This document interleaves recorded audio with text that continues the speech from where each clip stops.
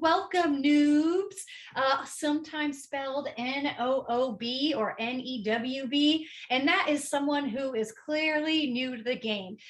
This can be considered an insult when someone makes basic mistakes. So if I was playing Fortnite, I would totally be a noob, but not necessarily always an insult. So we're going to cover some very light background that you can come back to. And the first one is, what is esports? There on the next slide.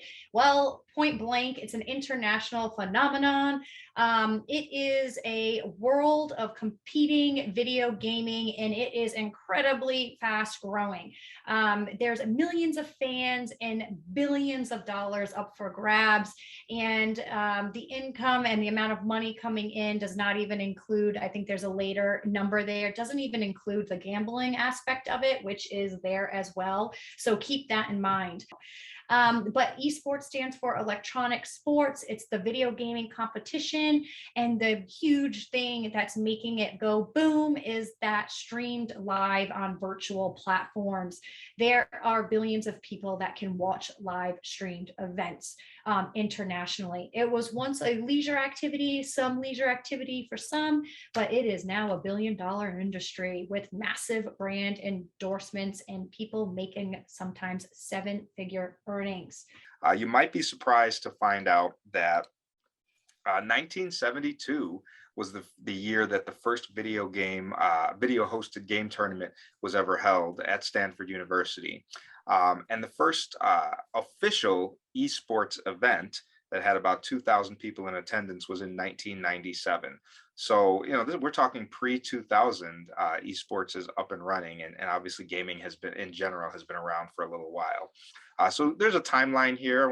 Something interesting to know about, if you've heard of Twitch, it is a popular platform for live streaming games. That's just over 10 years old at this point, and now just in the last couple of years, there are 500 million, probably more than that now in 2022, 500 million viewers globally, and an industry that's now $1 billion industry. And in fact, I heard a stat recently that there were more viewers in the last year in America of esports than any other major athletic sports league except the NFL. And esports is on pace to outrank the NFL in terms of viewership within the next couple of years. And it has outdone Thursday night football. All right, so $2,040 million. So we're talking lots of money for that prize pool. So definitely increase your numbers there, Matt and Kristen, by a large percentage.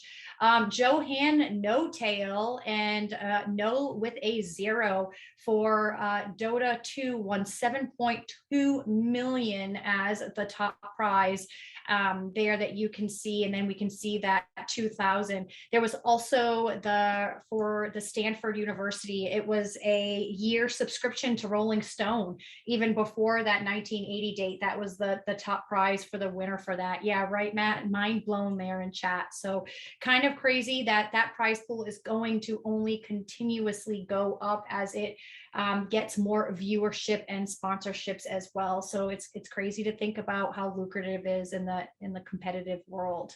And there, Eric's going to talk about some sponsors that make these prize pools pretty massive.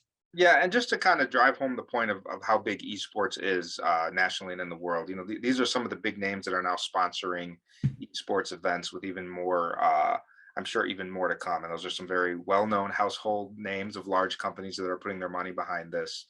So it's definitely a force to be reckoned with. There's some stats on these slides, and Holly, you can jump in if you'd like to speak to any of them, but obviously just numbers showing, what you need to know about where esports is currently. So go ahead and jump in, Holly. Yeah, and we were talking about the NFL, but NBA as well. In 2016, League of Legends, it was a 7 to 8 hour tournament. It drew in 36 million viewers, and that would have been 5 more million than the NBA finals. And that was a sellout crowd there. So, and that's in 2016. 2006 billion gamers globally and is daily increasing.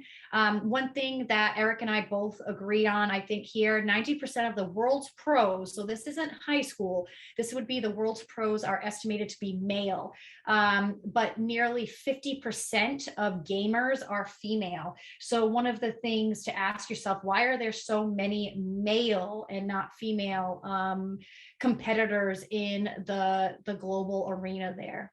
Yep, the NFHS, you're going to hear a lot of acronyms as if this is your first time, but recognize esports as an official sport.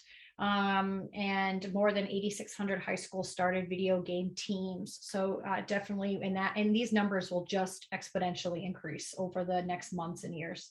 And the one stat that I want to throw out there is 24 million gamers identifying as having a disability. I think when you talk about, one of the things that we'll talk about today about why you would want to start an esports program, and part of it is inclusivity of all students.